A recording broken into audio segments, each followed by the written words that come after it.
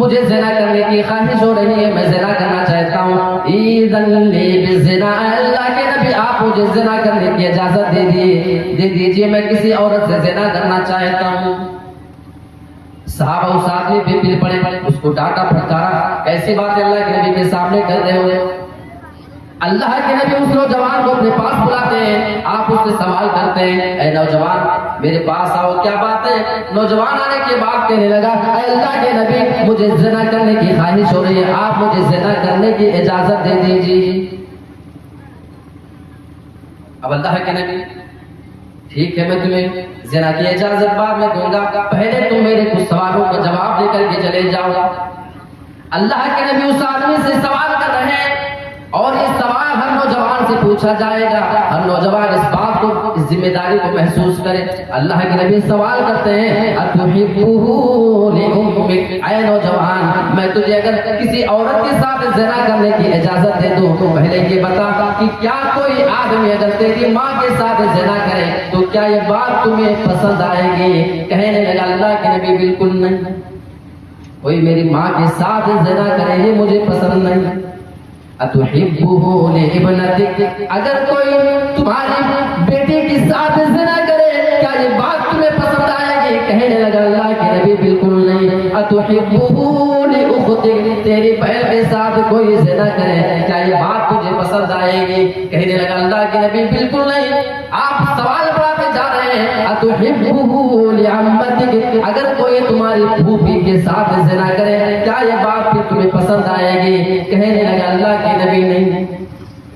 آخری سوال سنیں، اتحبہ لخالتک، اگر کوئی تمہاری خالہ کے ساتھ زنا کرے کیا یہ بات تمہیں پھر پسند آئے گی؟ نوجوان جواب دیتا ہے، لا واللہ، اے اللہ کے نبی بالکل نہیں، اللہ کی قسم مجھے یہ بات پسند نہیں ہے کہ کوئی میری ماں، بہن، بیٹی کسی پھوپھی کے ساتھ، میری خالہ کے ساتھ کوئی زنا کرے، مجھے یہ بات بالکل پسند نہ آئے۔ اللہ کے نبی جواب دیتے ہیں، اگر میں تمہیں زنا کی اجازت دے دیتا ہوں اور تم کسی بھی عورت کے ساتھ، کسی بھی لڑکی کے ساتھ اگر زنا کرو گے تو جس کے ساتھ زنا کرو گے وہ بھی کسی کی رشتہ دار ہوگی، کسی کی ماں، کسی کی بہن بیٹی، کسی کی پھوپھی، کسی کی خالہ ہو سکتی ہے، پھر اس آدمی کو یہ بات پسند کیسے آئے گی؟ فوضع يده علیہ، اللہ کے نبی جناب محمد رسول اللہ صلی اللہ علیہ وسلم نے اپنے ہاتھ مبارک کو اس آدمی کے سینے پہ رکھا اور آپ اس کے لیے دعا کرتے ہیں، اللہم مغفر ذنبہ، اے اللہ تو اس آدمی کے گناہ کو معاف فرما دے۔ اگر اس نوجوان نے اس سے پہلے کبھی کوئی کام غلط کر لیا تو اس کے گناہ کو تو معاف کر دینا۔ وحسن فرجہ، اور اس کی شرمگاہ کی کوئی حفاظت کر لے، وطہر قلبہ، اور اللہ رب العالمین تو اس آدمی کے دل کو پاک اور صاف کر دے، اس آدمی کے دل میں کبھی یہ غلط خیال نہ آئے۔ حدیث کے الفاظ ہے کہ اس کے بعد وہ نوجوان دوبارہ کبھی پلٹ کر کے اس کام کی طرف نہیں گیا۔ اب سوال یہ پیدا ہوتا ہے کہ آج کا یہ نوجوان جو دوسروں کے ساتھ زنا کر رہا ہے، زنا یہ ایک راستہ ہے جس راستے سے آپ چل کر کے جائیں گے، یہ راستہ آپ کے گھر پہ بھی تو آ سکتا ہے۔ میرے پیارے ساتھیوں، آج کا نوجوان جواب دیتا ہے، نہیں، ہمیں اپنی بہن پہ بھروسہ ہے، ہمیں اپنی بیٹی پہ بھروسہ ہے، وہ ایسا نہیں کر سکتی ہے۔ سوال یہ پیدا ہوتا ہے، اگر آپ کو اپنے اوپر بھروسہ نہیں، اگر آپ اپنے آپ کو اس سے بچا نہیں سکتے ہو تو آپ پھر اپنی بہن بیٹی کے بارے میں یہ گارنٹی کیسے دے سکتے ہو؟ پہلے اپنے آپ کو بچاؤ، اس کے بعد اپنے گھر کی عزت کے بارے میں آپ کو بھی فکر کرنے کا حق حاصل ہے۔ میرے پیارے ساتھیوں، آج نوجوانوں کو غور کرنا چاہیے کس طریقے سے لوگوں کی عزتیں لوگ نیلام کر رہے ہیں۔ اپنے گھر کی عزت کی بات آتی ہے تو ہمیں اپنی عزت بہت پیاری لگتی ہے، لیکن غیر کی عزت سے کھیلنا ہمارے لیے آسان لگتا ہے۔ اچھا، بگاڑ کے اسباب کی اگر بات کریں تو ہماری بہنوں کے لیے خاص پیغام، یہ بے حیائی کا جو دور ہے، لڑکے اور لڑکوں کا ایک ساتھ ایک جگہ تعلیم حاصل کرنا، ان کے ساتھ اٹھنا اور بیٹھنا، بے حیائی کے ساتھ نکلنا، ایک ٹیبل پر، ایک بنچ پر بیٹھ کر کے علم حاصل کرنا، یہ بہت بڑا معاملہ ہے۔ آپ کے یہاں کا معاملہ تو میں نہیں جانتا ہوں۔ ایک مرتبہ مجھے بنگال میں مالدہ میں ایک نکاح میں شرکت کرنے کا موقع ملا، اور نکاح کے بعد یہ ہوا کہ کھانا کھا کے جانا ہے، تو ایسے انتظام تھا اور ٹینٹ وغیرہ لگا ہوا تھا، تو ہمیں لگا کہ کھانے کا انتظام کچھ الگ سے ہوگا کہیں پہ مردوں، تو جب نزدیک گئے تو معلوم ہوا کہ ایک ہی ساتھ عورتیں بھی اندر گھس رہی ہیں اور مرد بھی گھس رہے ہیں. بہرحال ہم کو دور لے جا کے نہیں بٹھائے, وہاں اندر نہیں دے. لیکن وہی ایک ہی بینچ ایک ٹیبل پہ کچھ جگہ عورتیں بیٹھی ہیں اور کچھ جگہ مرد حضرات بیٹھے ہوئے ہیں.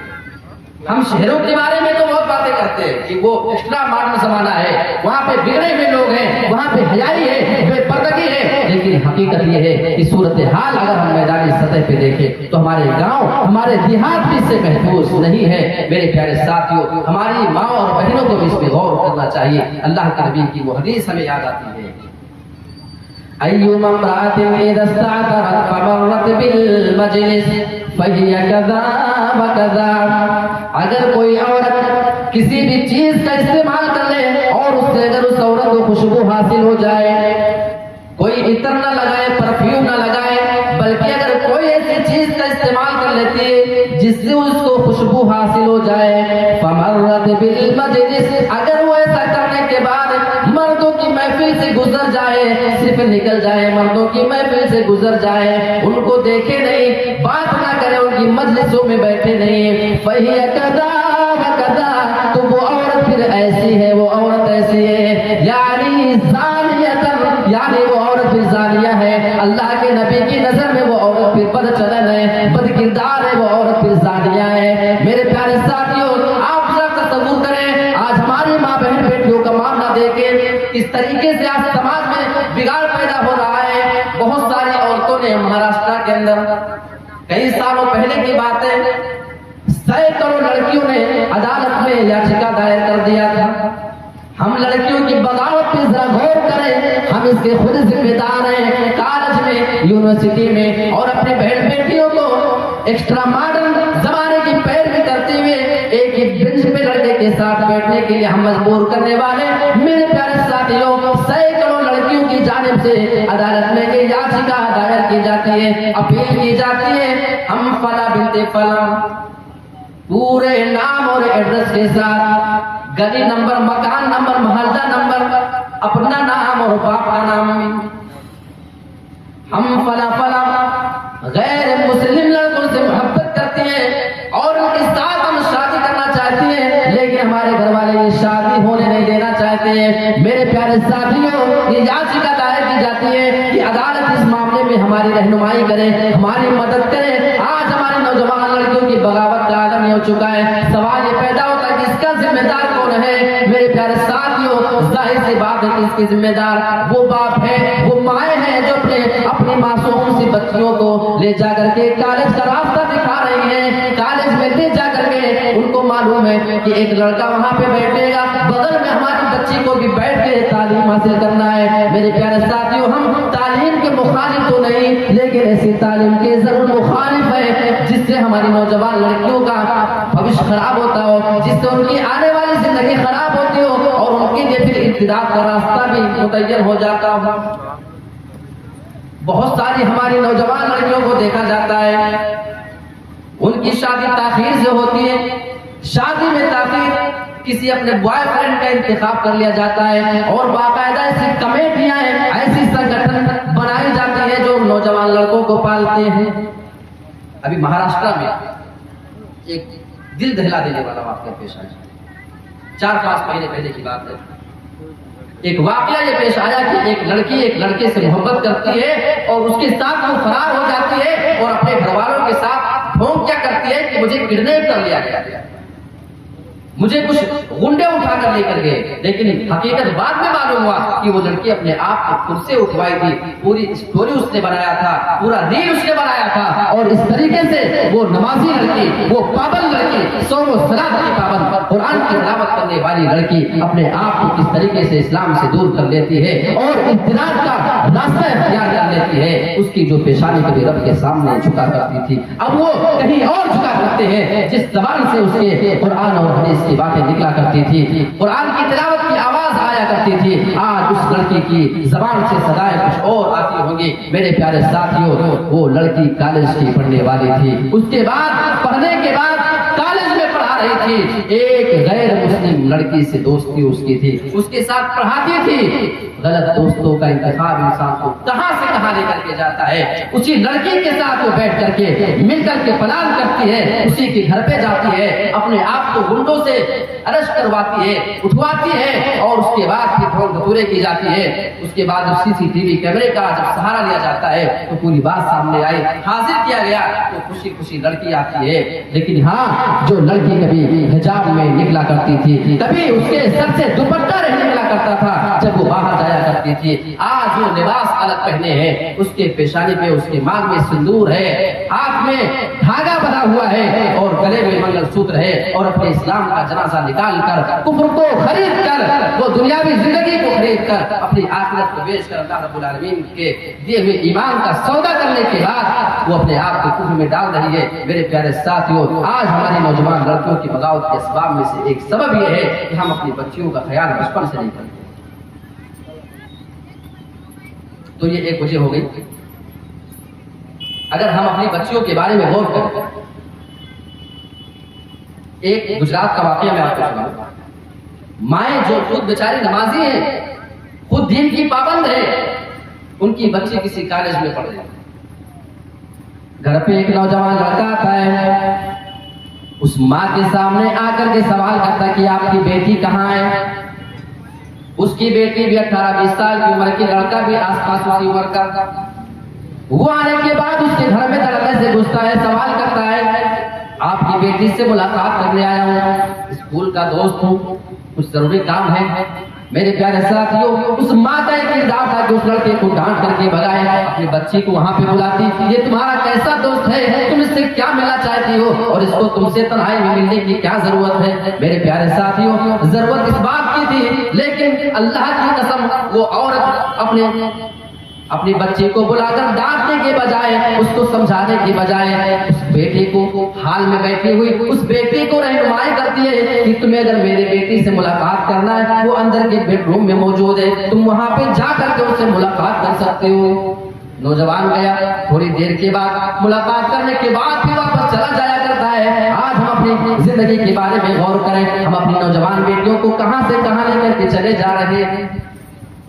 ایک رپورٹ ابھی میں نے پڑھی تھی، پڑوس کے ملک کا معاملہ ہے کہ سوشل میڈیا سے کچھ سالوں میں ایک دوسرے سے تعلق قائم کر کے اپنے جسم کو ہوس کا شکار بنانے والی لڑکیوں کی تعداد کئی سینکڑوں کی تعداد، کئی سو کی تعداد میں لڑکیاں بیچاری فیس بک کے ذریعے، انسٹاگرام کے ذریعے، کسی اور ایپ کے ذریعے لڑکوں سے رابطہ کرتی ہیں، تعلق کرتی ہیں، اور لڑکوں کے محبت کے جھانسے میں آ کر کے اپنے جسم کا جو ہے انہوں نے سودا کیا۔